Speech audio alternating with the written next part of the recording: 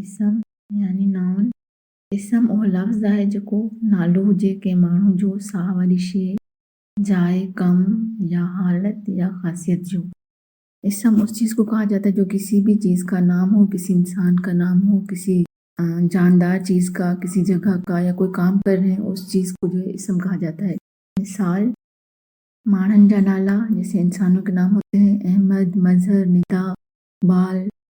Number 2 है साह वारन जा नाला, यानी जानदारों के नाम, उसमें जैसे घोड़ो, हाथी, तोतो, मोर। नंबर 3 है शयन जा नाला, यानी चीज़ों के नाम, किताब, कलम, मेज़, कुर्सी।